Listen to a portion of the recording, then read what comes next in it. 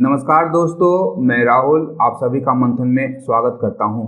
एक और जहां झारखंड एसएससी के द्वारा आयोजित की जाने वाली सचिवालय सहायक प्रतियोगिता परीक्षा के लिए परीक्षार्थियों को केवल तारीख पे तारीख ही प्राप्त हो रही है, वहीं बिहार पुलिस में दरोगा की नियुक्ति के लिए विज्ञापन आ चुका है।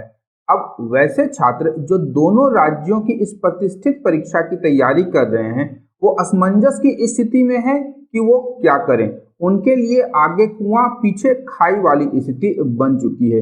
इस परिस्थिति में उन सभी छात्रों को जो दोनों परीक्षाओं की तैयारी कर रहे हैं, उनके लिए एक विशेष एमसीक्यू टेस्ट सीरीज आर या पार सीरीज के नाम से मैंने प्रारंभ किया है, जो दोनों ही प्रतियोगी परीक्षाओं में आप लोगों के लिए उपयोगी सिद्ध होगा तथा एक सहायक भूमिका निभाएगा। इस आर या पार सीरीज के माध्यम से हम लोग अपनी मंजिल पर पहुंचने का प्रयास करेंगे, क्योंकि गीता में भी भगवान कृष्ण ने कर्म के मर्म को समझाया है तथा इन दोनों प्रतियोगी परीक्षाओं में सफलता उन्हें ही प्राप्त होगी जो कर्म में विश्वास करते हैं, न कि फल की चिंता में अपने वर्तमान समय को नष्ट करते हैं।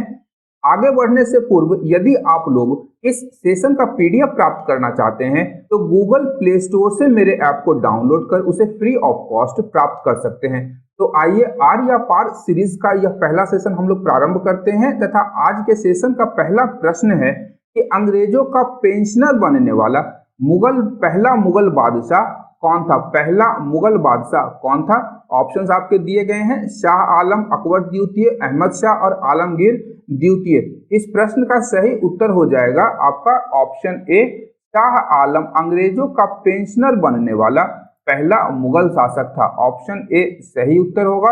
और यहाँ पर हम लोग इसका डिस्क्रिप्शन देख लेते हैं कि बक्सर के युद्ध के उपरांत, बक्सर का युद्ध आपका 1764 ईस्वी में हुआ था। ध्यान रखिएगा, बक्सर का युद्ध 1764 ईस्वी में हुआ था, जिसमें मुगल शासक शाह आलम द्वितीय, बंगाल का नवाब मीर कासिम तथा अवध का नवाब शुजा-उद-दौला, मगध का नवाब शुजा-उद-दौला, ये तीनों अंग्रेजों के विरुद्ध युद्ध किए थे और इस युद्ध में अंग्रेजों को विजय प्राप्त हुई थी तथा बंगाल की दीवानी अंग्रेजों को प्राप्त हुई थी। कब? तो आपका 1765 ईस्वी में इलाहाबाद की संधि के द्वारा, इलाहाबाद की संधि के द्वारा अंग्रेजों को बंगाल की दीवानी प्राप्त हुई थी तथा इसी संधि के तहत अंग्रेजों ने मुगल बादशाह को पेंशन देना प्रारंभ किया था। 1759 ईस्वी में अपने पिता आलमगीर द्वितीय की हत्या के बाद से ही शाह आलम पटना में निवास कर रहा था तथा 1771 ईस्वी में महादजी सिंधिया की सहायता से इसने वापस दिल्ली की गद्दी प्राप्त की थी। ध्यान रखिएगा, 1771 में मराठा सेनापति महादजी सिंधिया की सहायता से शाह आलम द्वितीय ने दिल्ली की गद्दी प्राप्त की थी। अगला प्रश्न है आपका, संयुक्त राष्ट्र निरस्त्रीकरण आयोग की स्थापना कब हुई थी? ऑप्शन ए है 11 जनवरी 1952, बी है 11 जून 1952, सी है 31 दिसंबर 1954 और डी है 24 अक्टूबर 1965। तो इस प्रश्न का सही उत्तर हो जाएगा 11 जनवरी 1952 ईस्वी को संयुक्त राष्ट्र निरस्त्रीकरण आयोग की स्थापना होती है और इसका जो गठन है यह संयुक्त राष्ट्र महासभा के एक प्रस्ताव के द्वारा किया गया था। इस आयोग को संयुक्त राष्ट्र सुरक्षा परिषद के अधिकार क्षेत्र में रखा गया है और इस आयोग का उद्देश्य क्या था? तो सामूहिक विनाश के सभी हथियारों का उन्मूलन तथा उनका विनियमन संयुक्त राष्ट्र निरस्त्रीकरण आयोग का उद्देश्य था। अगला प्रश्न है, तो भारत के संविधान का कौन सा अनुच्छेद यह कहता है कि सभी सार्वजनिक जगह सभी नागरिकों के लिए है? ऑप्शंस आपके दिए गए हैं। ए, ऑप्शन ए में कहा गया है अनुच्छेद 15(2), ऑप्शन बी में कहा गया है अनुच्छेद 16(2), ऑप्शन सी में कहा गया है अनुच्छेद 17 और अनुच्छेद 18, ऑप्शन डी है। तो इस प्रश्न का सही उत्तर हो जाएगा ऑप्शन ए, अनुच्छेद 15(2) में सभी सार्वजनिक जगह सभी नागरिकों के लिए रहेंगी, यह कहा गया है संविधान में। और इसका हम लोग विश्लेषण यदि देखें तो क्या कहा गया है आर्टिकल 15 में? आर्टिकल 15 में आपका कहा गया है कि धर्म मूल वंश, ध्यान रखिएगा, धर्म मूल वंश, लिंग, जन्म स्थान जाति आदि के आधार पर, जाति जन्म स्थान के आधार पर राज्य जो है किसी के साथ विभेद नहीं कर सकता है, उन्हें सेवाएं देने से वंचित नहीं कर सकता है। और अनुच्छेद 15(2) डिफाइन करता है कि जो सभी सार्वजनिक जगह होंगी उस पर प्रवेश से हम किसी भी व्यक्तियों को इन कारणों के आधार पर वंचित या प्रवेश करने की उन्हें अनुमति नहीं देंगे। यह क्या हो जाएगा? गैर संवैधानिक हो जाएगा। यानी सभी व्यक्ति सभी सार्वजनिक स्थलों पर अनुच्छेद 15(2) के तहत प्रवेश कर सकते हैं। अगला प्रश्न है, निम्नलिखित में से कौन सा पदार्थ ऊष्मा का सुचालक है परंतु विद्युत का कुचालक है? आपके ऑप्शंस दिए गए हैं। Option A celluloid, option B आपका दिया गया है रबड़, ऑप्शन सी है एस्बेस्टस और ऑप्शन डी है अवरक्त। तो इस प्रश्न का सही उत्तर हो जाएगा ऑप्शन बी, रबड़ ऊष्मा का सुचालक है परंतु विद्युत का कुचालक है। अगला प्रश्न है, गैल्वेनोमीटर के द्वारा पता लगाया जाता है। क्या पता लगाया जाता है गैल्वेनोमीटर के द्वारा? प्रतिरोध, ऊर्जा, धारा या ताप।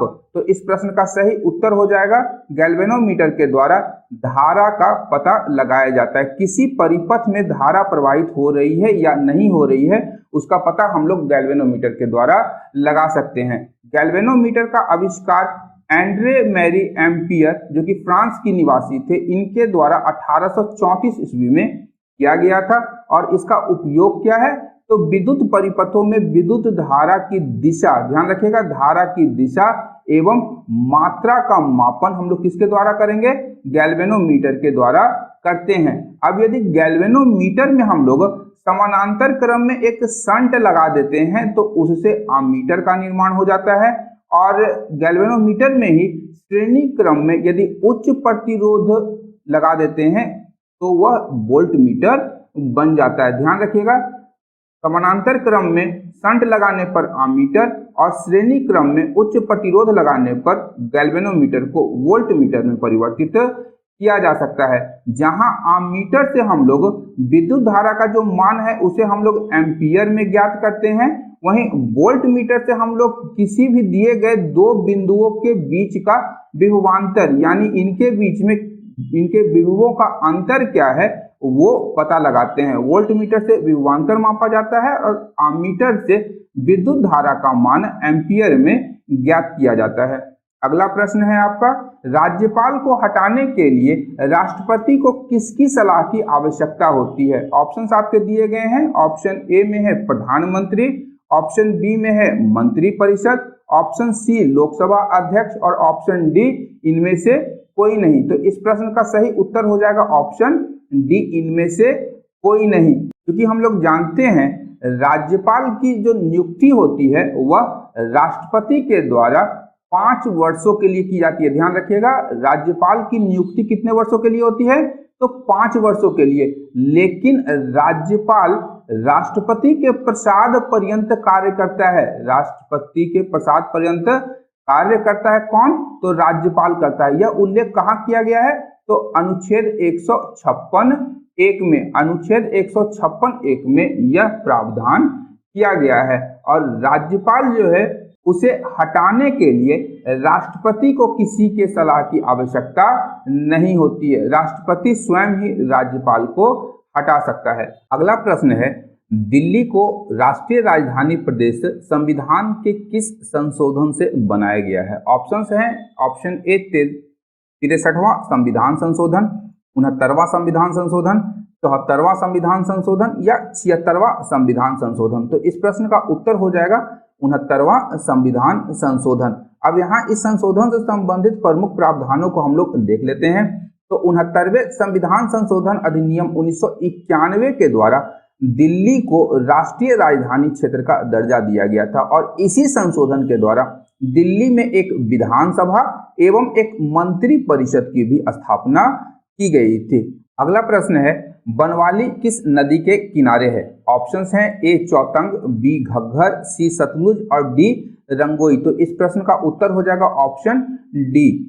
बनवाली कहाँ पर है? तो रंगोई नदी के किनारे स्थित है और यहाँ पर जो उत्खनन कार्य है वह डॉक्टर आर.एस. विस्ट के द्वारा करवाया गया था। और यहाँ से मिले महत्वपूर्ण साक्ष्यों में सबसे प्रमुख है आपका टेराकोटा का बना पूर्ण हल मॉडल जो किसी भी हड़प्पा स्थल से प्राप्त नहीं होता है। टेराकोटा का बना पूर्ण हल मॉडल जो है वह रंग आपका बनवाली से प्राप्त होता है जो रंगोई नदी के किनारे पर है। इसके अतिरिक्त यहाँ से ये सारे अन्य साक्ष्य हमें अवशेष प्राप्त होते हैं। यहाँ से मिलने वाले जो अवशेष हैं वो मुख्यतः पूर्व हड़प्पा, हड़प्पा और हड़प्पा बाद के अनुक्रम में पाए गए हैं। यह महत्वपूर्ण है कि यहाँ से हड़प्पा के तीनों काल के साक्ष्य हमें प्राप्त हो जाते हैं। और सबसे महत्वपूर्ण साक्ष्य है टेराकोटा का बना पूर्ण हल मॉडल। टेराकोटा का बना पूर्ण हल मॉडल बनवाली से प्राप्त सबसे महत्वपूर्ण साक्ष्य है। अगला प्रश्न है अग्निशमन यंत्र में कौन सी गैस होती है? तो ऑप्शन है आपका ए कार्बन डाइऑक्साइड, बी है नाइट्रस ऑक्साइड, सी है मिथाइल आइसोसाइनाइड और डी है हीलियम। इस प्रश्न का आपका उत्तर हो जाएगा ऑप्शन ए कार्बन डाइऑक्साइड। अग्निशमन यंत्र में कौन सी गैस होती है? तो अग्निशमन यंत्र में कार्बन डाइऑक्साइड गैस होती है। और अग्निशमन यंत्र बनाने के लिए सल्फ्यूरिक अम्ल, ध्यान रखिएगा, सल्फ्यूरिक अम्ल तथा सोडियम कार्बोनेट या सोडियम हाइड्रोजन कार्बोनेट के मध्य अभिक्रिया करवाई जाती है। अब अग्निशमन यंत्र जो हम लोग घर में भी देखते हैं, लाल सिलेंडर में गैस भर के रखी जाती है और इसी सिलेंडर में एक सील बंद कांच की बोतल होती है जिसमें डाइल्यूटेड आपका सल्फ्यूरिक एसिड H2SO4 भरा रहता है और सोडियम कार्बोनेट के जलीय विलयन के साथ इसे रखा जाता है। और जब आग लगती है तो बाहर में लगा हुआ एक प्लग होता है या हुक होता है जिसे हम लोग खींच देते हैं और जैसे ही इस ठोस सतह पर हम लोग इसका प्रहार करते हैं और अंदर की जो बोतल होती है जिसमें सल्फ्यूरिक अम्ल भरा होता है वह टूट जाती है, जिसके कारण सल्फ्यूरिक अम्ल सोडियम कार्बोनेट या सोडियम हाइड्रोजन कार्बोनेट के संपर्क में आता है और इससे कार्बन डाइऑक्साइड गैस की उत्पत्ति होती है और कार्बन डाइऑक्साइड से ही आग को हम लोग बुझा पाते हैं। अगला प्रश्न है ब्राइन घोल क्या है? ऑप्शन है आपका NaCl का सांद्र घोल है, ऑप्शन बी है अमोनियम का सांद्र घोल है, अमोनिया का सांद्र घोल है, ऑप्शन सी है कार्बोनेट के साथ जलीय घोल है और ऑप्शन डी है NaCl का जलीय घोल है। इस प्रश्न का सही उत्तर हो जाएगा ऑप्शन ए NaCl का सांद्र घोल है। ब्राइन घोल क्या है? तो NaCl का सांद्र घोल है। और रासायनिक दृष्टि से यह क्या है? तो सोडियम क्लोराइड है। ध्यान रखिएगा, ब्राइन घोल रासायनिक दृष्टिकोण से क्या है? तो सोडियम क्लोराइड है। और ब्राइन घोल का क्रिस्टल पारदर्शक होता है और घनाकार होता है। ध्यान रखिएगा, ब्राइन घोल का क्रिस्टल पारदर्शक और घनाकार होता है। अगला प्रश्न है आपका पेलाग्रा किस विटामिन की कमी के कारण होता है? ऑप्शंस हैं vitamin A, vitamin B12, option C है विटामिन बी, ऑप्शन डी है विटामिन डी। तो इस प्रश्न का सही उत्तर हो जाएगा विटामिन बी की कमी से पेलाग्रा रोग होता है। यहाँ हम लोग कुछ डिटेल्स देख लेते हैं पेलाग्रा से संबंधित। पेलाग्रा रोग जो है विटामिन B2 की कमी से होता है और इसका अन्य नाम, विटामिन बी का अन्य नाम क्या है? तो नियासिन या निकोटेनिक अम्ल। विटामिन बी का अन्य नाम या रासायनिक नाम क्या है? नियासिन या निकोटेनिक अम्ल। और पेलाग्रा रोग को ही हम लोग फोर्डी सिंड्रोम के नाम से जानते हैं। फोर्डी सिंड्रोम में डायरिया, डर्मेटाइटिस, डेमेंशिया और डेथ, ये 4 चीजें शामिल होती है, इसलिए क्या कहा जाता है? 4D। पेलाग्रा को 4D सिंड्रोम भी कहा जाता है।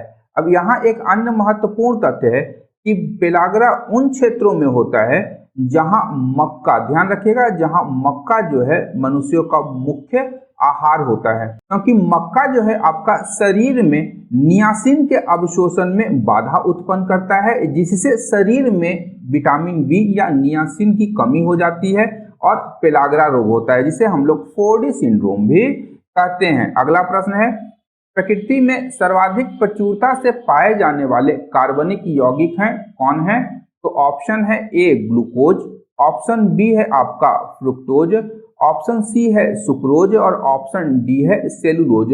तो इस प्रश्न का सही उत्तर हो जाएगा ऑप्शन डी, सेलुलोज प्रकृति में सर्वाधिक मात्रा में पाया जाता है। और यह कहाँ पाया जाता है? तो वनस्पतियों, पेड़ पौधों आदि में सेलुलोज पाया जाता है। अगला प्रश्न है किसान पर राष्ट्रीय आयोग की स्थापना या गठन कब हुआ था? ऑप्शन आपके हैं 2005 में, 2006 में, 2004 में या 2008 में। इस प्रश्न का सही उत्तर हो जाएगा ऑप्शन सी, 2004 में राष्ट्रीय किसान आयोग का गठन किया गया था। कब किया गया था? तो 18 नवंबर 2004 को राष्ट्रीय किसान आयोग का गठन किया गया था तथा इसके अध्यक्ष के रूप में प्रोफेसर एम.एस. स्वामीनाथन को इसका अध्यक्ष बनाया गया था। और इसका मुख्यालय कहाँ है? तो राष्ट्र की राजधानी नई दिल्ली में है। भारत की राजधानी नई दिल्ली में राष्ट्रीय किसान आयोग का मुख्यालय है। उल्लेखनीय तथ्य है कि हाल ही में 28 सितंबर 2023 को चेन्नई में प्रोफेसर एम.एस. स्वामीनाथन का निधन हो गया और प्रोफेसर एम.एस. स्वामीनाथन को ही भारत में हरित क्रांति का जनक भी माना जाता है। ध्यान रखिएगा, प्रोफेसर एम.एस. स्वामीनाथन को भारत में हरित क्रांति का जनक माना जाता है और विश्व में हम लोग बात करेंगे हरित क्रांति के जनक के रूप में तो उनका नाम है आपका नॉर्मन बोरलॉग। नॉर्मन बोरलॉग को विश्व में हरित क्रांति का जनक माना जाता है और भारत में एम.एस. स्वामीनाथन को हरित क्रांति का जनक माना गया है। अगला प्रश्न है, पीरपुर रिपोर्ट 1938 किसने प्रस्तुत की थी? ऑप्शंस आपके दिए गए हैं। ऑप्शन ए है मुस्लिम लीग, ऑप्शन बी है यूनियनिस्ट पार्टी, ऑप्शन सी है अहरार पार्टी और ऑप्शन डी है भारतीय राष्ट्रीय कांग्रेस। तो इस प्रश्न का उत्तर हो जाएगा ऑप्शन ए मुस्लिम लीग। तो 1938 ईस्वी में पीरपुर रिपोर्ट जो है वह मुस्लिम लीग के द्वारा तैयार की गई थी और पीरपुर के राजा सैयद मोहम्मद मेहंदी के द्वारा इसे बनाया गया था। अब यहाँ इतिहास को यदि हम लोग उलटते हैं तो हमें पता चलता है कि 1935 में जब भारत सरकार अधिनियम के द्वारा विभिन्न प्रांतों में चुनाव होते हैं, ध्यान रखिएगा 1935 में भारत सरकार अधिनियम के द्वारा जब विभिन्न प्रांतों में चुनाव होते हैं तो वहां पर गठित कांग्रेस मंत्रियों के अत्याचारों या कांग्रेसी सरकारों के अत्याचारों के विषय में जानकारी एकत्रित करने के लिए इस प्रकार की रिपोर्टें मुस्लिम लीग के द्वारा बनाई गई थी, जिसमें 3 प्रमुख रिपोर्ट है। पहला रिपोर्ट है पीरपुर रिपोर्ट 1938 का, दूसरा रिपोर्ट है शरीफ रिपोर्ट जो बिहार प्रांत से संबंधित था, इसे 1939 ईस्वी में बनाया गया था, और तीसरा रिपोर्ट है फजलुल हक रिपोर्ट जो 1939 में बनाया गया था और इस रिपोर्ट का नाम दिया गया था मुस्लिम sufferings under the Congress rule, यानी मुसलमान किस प्रकार से प्रताड़ित हो रहे हैं कांग्रेस के शासन में। इन रिपोर्टों में इसका जिक्र किया गया था। अगला प्रश्न देखते हैं, निर्गुण भक्ति का अर्थ क्या है? ऑप्शंस आपके हैं, ए शैव स्वरूप की उपासना करना, ऑप्शन बी है वैष्णव स्वरूप की उपासना करना, ऑप्शन सी है अवतार की उपासना करना और ऑप्शन डी है ईश्वर के निराकार स्वरूप की उपासना करना। तो इस प्रश्न का सही उत्तर हो जाएगा ऑप्शन डी, ईश्वर के निराकार स्वरूप की उपासना करना ही निर्गुण भक्ति का अर्थ होता है। और इसके प्रसिद्ध संत कौन कौन से थे? तो निर्गुण भक्ति के प्रमुख संतों के रूप में हम लोग कबीर और गुरु नानक देव को जानते हैं। गुरु नानक और कबीर जो थे ये निर्गुण भक्ति के प्रमुख संत के रूप में जाने जाते हैं। वहीं सगुण भक्ति में हम लोग ईश्वर के विभिन्न रूप और अवतारों की पूजा पाठ करते हैं। यहाँ उल्लेखनीय तथ्य है कि जो निर्गुण संत होते हैं वो मूर्ति पूजा और अन्य प्रकार के अनुष्ठानों में विश्वास नहीं करते हैं। अगला प्रश्न है, तुलसी के पौधे का औषधीय महत्व किसकी उपस्थिति के कारण होता है? ऑप्शन ए है अकार्बनिक अम्ल, ऑप्शन बी है कार्बनिक अम्ल, ऑप्शन सी है फिनोल तथा फ्लेवोनॉइड और ऑप्शन डी है लिथियम बाइकार्बोनेट। इस प्रश्न का सही उत्तर हो जाएगा फिनोल एवं फ्लेवोनॉइड। फिनोल और फ्लेवोनॉइड के कारण ही तुलसी के पौधे का औषधीय महत्व होता है और तुलसी की पत्ती में 1.6 से लेकर के 76% तक फिनोल और 1.5 से लेकर के 2.25% तक फ्लेवोनॉइड्स होता है। और तुलसी के जो विशिष्ट गंध होती है उसका भी कारण यह फिनोल और फ्लेवोनॉइड ही है जो एक एरोमेटिक पदार्थ हैं और इसी एरोमेटिक पदार्थ के कारण तुलसी की अपनी एक विशिष्ट गंध होती है। अगला प्रश्न है, जैव विविधता हॉटस्पॉट कहाँ है? ऑप्शन ए है आपका अरावली की पहाड़ियां, ऑप्शन बी है पश्चिमी घाट, ऑप्शन सी है पूर्वी घाट और ऑप्शन डी है सिंधु गंगा का मैदान। तो यहाँ इस प्रश्न का सही उत्तर हो जाएगा पश्चिमी घाट। पश्चिमी घाट आपका भारत में सर्वाधिक जैव विविधता वाला या एक समृद्ध हॉटस्पॉट के रूप में जाना जाता है। और इसका विस्तार कहां से कहां तक है? पश्चिमी घाट का विस्तार आपका कहां है? तो ताप्ती नदी से, ध्यान रखिएगा, ताप्ती नदी से लेकर के कन्याकुमारी तक। ताप्ती नदी यहाँ हम लोग देख सकते हैं मैप के अनुसार, अगर देखें तो ये हमारा ताप्ती नदी है जो खंबात की खाड़ी में गिरती है। यहाँ से लेकर के ये पूरा कन्याकुमारी तक का जो ये क्षेत्र है, ये किस नाम से जाना जाता है? यह जाना जाता है पश्चिमी घाट के नाम से। और इसका विस्तार 6 राज्यों में है। ध्यान रखिएगा, राज्यों की बात हो रही है, केंद्र शासित प्रदेशों की बात यहाँ पर नहीं हो रही है।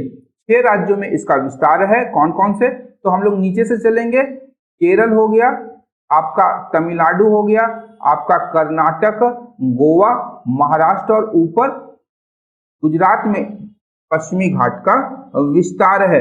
महत्वपूर्ण तथ्य है कि पश्चिमी घाट भारत में सर्वाधिक वर्षा प्राप्त करने वाले क्षेत्रों में से एक है।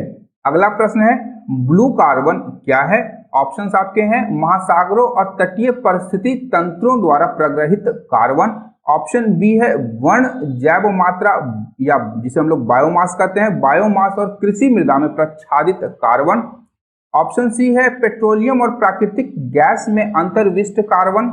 ऑप्शन डी है वायुमंडल में विद्यमान कार्बन। तो इस प्रश्न का सही उत्तर हो जाएगा ऑप्शन ए, महासागरों और तटीय पारिस्थितिकी तंत्रों द्वारा प्रग्रहित कार्बन ब्लू कार्बन कहलाता है। और तटीय पारिस्थितिकी तंत्र के अंतर्गत कौन कौन से स्थान आते हैं? तो इसमें मैंग्रोव वन, समुद्री घास के मैदान, दलदल, आर्द्र भूमि और मुहाना आदि तटीय पारिस्थितिकी तंत्र के महत्वपूर्ण उदाहरणों में से एक हैं। अगला प्रश्न है, प्रत्यक्ष विदेशी निवेश में किसे शामिल किया जाता है? ऑप्शन ए है विदेशी मुद्रा संपरिवर्तनीय बॉन्ड। ऑप्शन बी है कुछ शर्तों के साथ विदेशी संस्थागत निवेश। ऑप्शन सी है अनिवासी जमा। ऑप्शन डी वैश्विक निक्षेपागार, जिसे हम लोग डिपॉजिटरी के रूप में जानते हैं, वैश्विक निक्षेपागार प्राप्तियां। तो इस प्रश्न का सही उत्तर हो जाएगा ऑप्शन डी, वैश्विक निक्षेपागार प्राप्तियां जो है एफडीआई या प्रत्यक्ष विदेशी निवेश में इन्हें शामिल किया जाता है। प्रत्यक्ष विदेशी निवेश की हम लोग बात करें तो प्रत्यक्ष विदेशी निवेश उत्पादन के साधनों यानी भूमि, मशीन, पूंजीगत सामान में विदेशी निवेशक, कोई व्यक्ति भी हो सकता है या कंपनी, कोई भी विदेशी निवेशक एक व्यक्ति के रूप में भारत में निवेश कर सकता है या एक कंपनी के रूप में प्रत्यक्ष रूप से जो निवेश करते हैं उसे हम लोग प्रत्यक्ष विदेशी निवेश कहा जाता है। प्रत्यक्ष की बात हो रही है। वहीं अप्रत्यक्ष रूप से यदि वो लोग करते हैं तो हम लोग क्या कहेंगे? अप्रत्यक्ष विदेशी निवेश कहा जाएगा। और भारत में एफडीआई, ध्यान रखिएगा कि भारत में एफडीआई प्राप्त करने के 2 रास्ते हैं।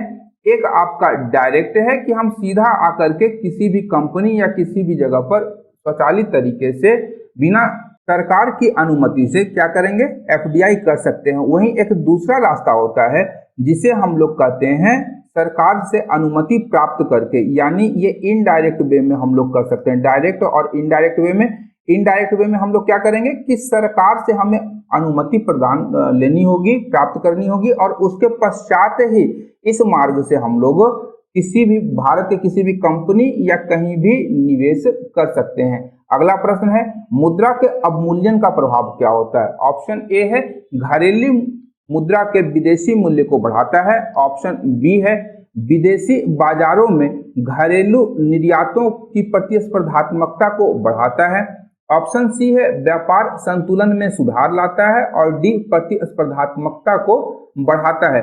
तो इस प्रश्न का सही उत्तर हो जाएगा ऑप्शन बी, विदेशी बाजारों में घरेलू निर्यातों की प्रतिस्पर्धात्मकता को बढ़ाता है। अब देखिए होता क्या है कि जब मुद्रा का अवमूल्यन होगा, जब कभी मुद्रा का आपका अवमूल्यन होगा तो उसका प्रभाव क्या होगा? तो किसी भी विदेशी बाजार में घरेलू निर्यातों की जो प्रतिस्पर्धात्मकता होगी वह क्या होगी? बढ़ जाएगी। कारण क्या होगा कि हमारा जो सामान होगा वह विदेशों के मार्केट में यानी विदेश में वो क्या हो जाएगा? सस्ता हो जाएगा। यहाँ पर सस्ता हो जाएगा क्योंकि जो हम लोग क्या करेंगे सामान भेजेंगे इन देशों को, तो ये विदेशी लोग कम पैसे में ज्यादा भारतीय सामानों को खरीद सकते हैं, जिसके कारण आयात बढ़ जाएगा और वहां पर बेहतर सामान सस्ते कीमतों पर उपलब्ध हो जाएगा। इसके अतिरिक्त हम जो आयात करते हैं, ध्यान रखिएगा, जो हमारा आयात बिल होगा, जो हमारा आयात बिल होगा वह बढ़ जाएगा और आयातित वस्तुएं क्या हो जाएंगी, महंगी हो जाएंगी। क्योंकि पहले हम लोग 10 वस्तुओं को खरीदने में यदि 100 रुपया का खर्च करते थे, तो आज उस 10 वस्तुओं को खरीदने में हम लोगों को अवमूल्यन के पश्चात 110 या आप मान लीजिए 120 रुपये का खर्च करना पड़ेगा। यह हाइपोथेटिकल उदाहरण है कि पहले हमें आयातित वस्तुओं को खरीदने में जहां 100 रुपया खर्च करना पड़ रहा था, अब 110 या 120 रुपये खर्चा करना पड़ रहा है। इसलिए मुद्रा अवमूल्यन का सकारात्मक और नकारात्मक दोनों प्रभाव अर्थव्यवस्था पर पड़ता है। आयात बिल हमारा महंगा हो जाएगा और निर्यात के द्वारा हम क्या करेंगे, विदेशी बाजारों में हमारी प्रतिस्पर्धात्मकता बढ़ जाएगी, क्योंकि हम लोग सस्ता सामान बेच पाएंगे। अगला प्रश्न है, किसी देश में आय का पुनर्वितरण करने का सर्वोत्तम मार्ग क्या है? ऑप्शन ए है प्रगामी व्यय से संयुक्त प्रगामी कराधान, ऑप्शन बी है प्रतिगामी व्यय से संयुक्त प्रगामी कराधान, ऑप्शन सी है प्रतिगामी व्यय से संयुक्त प्रतिगामी कराधान और ऑप्शन डी है प्रगामी व्यय से संयुक्त प्रतिगामी कराधान। ऑप्शन सी में संयुक्त प्रतिभागी के स्थान पर इसे पढ़िए आप लोग, संयुक्त प्रतिगामी कराधान। तो इस प्रश्न का सही उत्तर हो जाएगा ऑप्शन ए, प्रगामी व्यय से संयुक्त प्रगामी कराधान। और यहाँ पे हम लोग दो चीज समझ लेते हैं कि प्रगामी कर और प्रगामी व्यय क्या है। तो प्रगामी कर है प्रोग्रेसिव टैक्स, हम लोग इसे कहते हैं, और आय के पुनर्वितरण का सर्वोत्तम तरीका है। प्रगामी करारोपण तब होता है कि जब आय में वृद्धि होती है, उसके साथ साथ जो होता है टैक्स का रेट, ध्यान रखिएगा, आय बढ़ने के साथ साथ टैक्स भी आपका बढ़ता जाएगा। और इसके द्वारा जब इसे लागू किया जाएगा प्रोग्रेसिव टैक्स को, तो धनी लोग जो कि अमीर हैं, अमीरों से अधिक टैक्स और गरीब न्यूनतम टैक्स के दायरे में आ जाते हैं, और यह प्रगामी कर का सबसे बेहतरीन लाभ है। वहीं प्रगामी व्यय क्या होता है, प्रोग्रेसिव एक्सपेंडिचर, तो निचले स्तर के व्यक्तियों की आय में जब वृद्धि होगी तो उसे हम लोग क्या कहेंगे, प्रगामी व्यय। अगला प्रश्न है, मनरेगा की स्थापना कब हुई थी? ऑप्शंस है ए 2 मार्च 2006, बी 2 फरवरी 2006, सी 2 अप्रैल 2006 और डी 2 अप्रैल 2009। यानी मनरेगा की स्थापना कब हुई थी? तो इस प्रश्न का सही उत्तर हो जाएगा आपका, मनरेगा की स्थापना 2 फरवरी 2006 को की गई थी, ध्यान रखिएगा। और भारत में लागू या केंद्रीय क्षेत्र की योजना है। मनरेगा भारत में लागू की गई केंद्रीय क्षेत्र की एक रोजगार गारंटी योजना है। इसका उद्देश्य क्या था? तो ग्रामीण बेरोजगारी, भूख और गरीबी की समाप्ति है। इसका नाम प्रारंभ में क्या रखा गया था? तो राष्ट्रीय रोजगार गारंटी योजना, जिसे शॉर्ट में नरेगा भी कहा जाता है। और इसका शुभारंभ 2 फरवरी 2006 को तत्कालीन प्रधानमंत्री मनमोहन सिंह के द्वारा आंध्र प्रदेश के अनंतपुर जिले से किया गया था। आंध्र प्रदेश के अनंतपुर से 2 फरवरी 2006 को नरेगा की शुरुआत तत्कालीन प्रधानमंत्री मनमोहन सिंह के द्वारा की गई थी तथा 2 अक्टूबर 2009 को, ध्यान रखिएगा, 2 अक्टूबर 2009 को गांधी जयंती के अवसर पर संसद के कानून के द्वारा इसका नामकरण महात्मा गांधी राष्ट्रीय ग्रामीण रोजगार गारंटी अधिनियम, यानी इसका नाम रखा गया मनरेगा। 2 अक्टूबर 2009 को इसका नामकरण किया गया और 2 फरवरी 2006 को राष्ट्रीय रोजगार गारंटी योजना प्रारंभ हुई थी।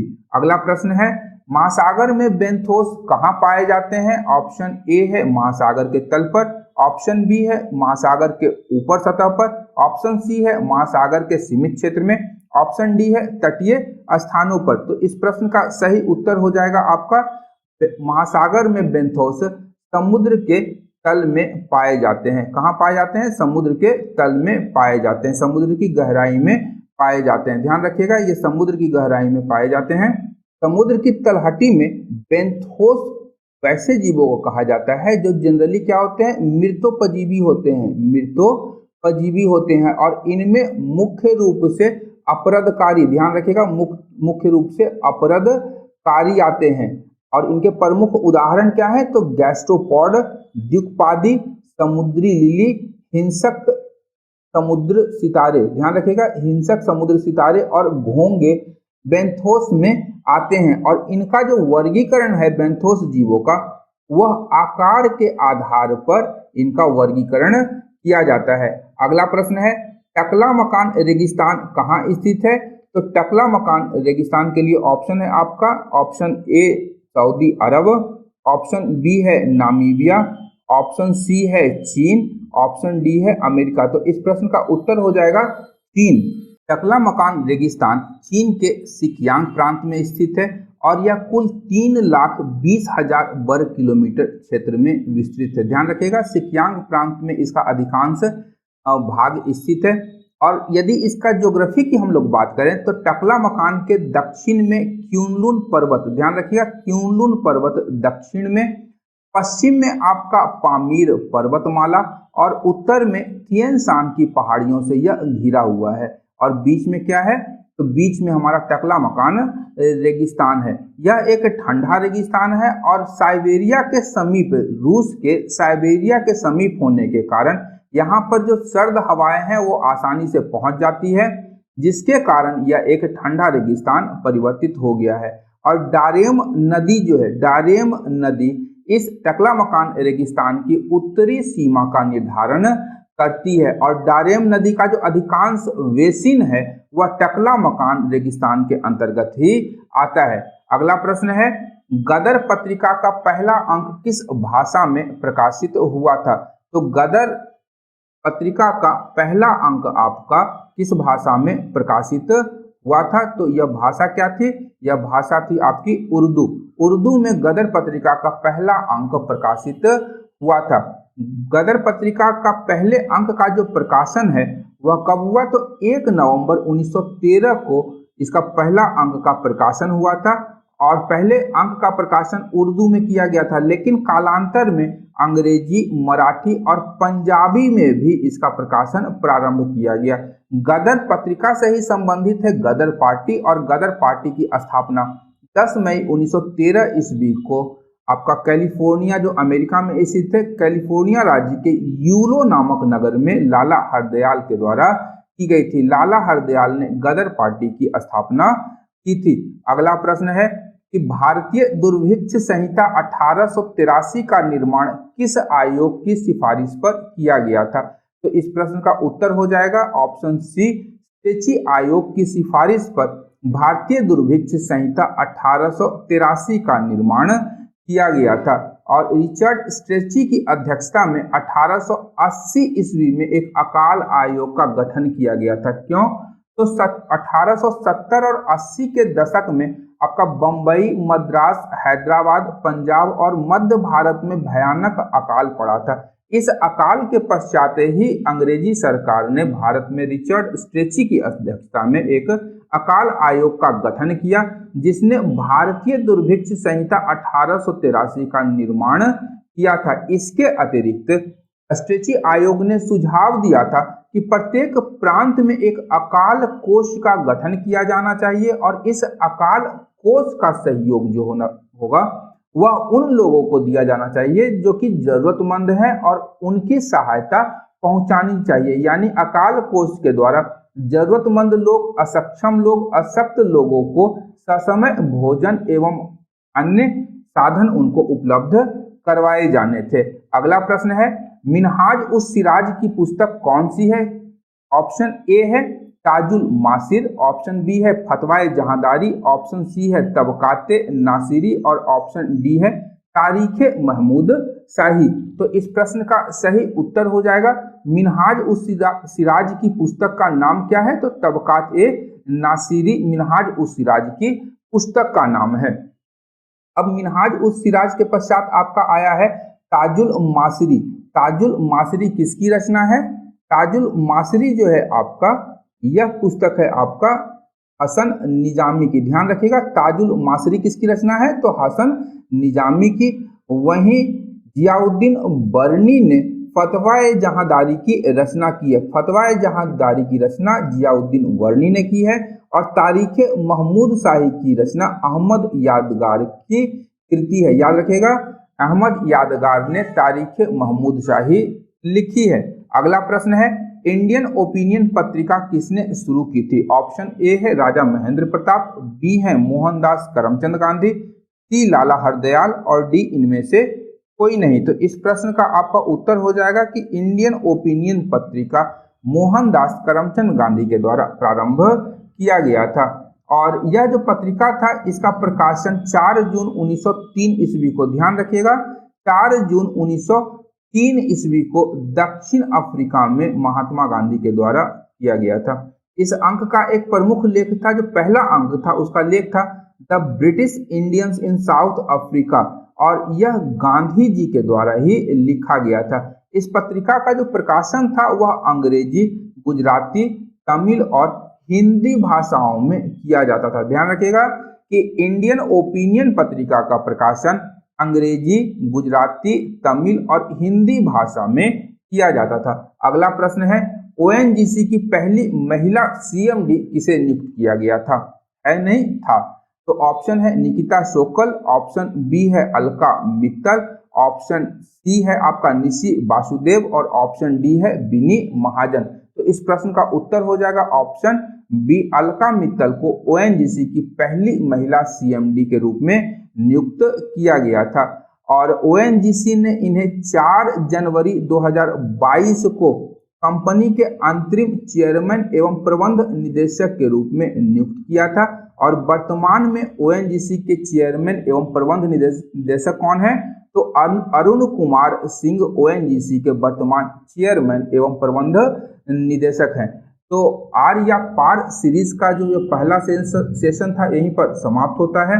आशा करता हूं कि इस सेशन से आप लोगों को उपयोगी जानकारियां प्राप्त हुई होंगी तथा सेशन से आप लोगों को लाभ भविष्य में पहुंचेगा। यदि सेशन से आप लोगों को लाभ प्राप्त हो रहा है, जानकारी उपयोगी लगी है, तो अपने ग्रुप्स और मित्रों के साथ भी इस सेशन को साझा करें। इसके अतिरिक्त मेरे इस चैनल को लाइक और सब्सक्राइब करना बिल्कुल भी ना भूलें। साथ ही साथ नोटिफिकेशन की घंटी को जरूर दबा दें ताकि आने वाले वीडियोस की नोटिफिकेशन आपको प्राप्त होती रहे।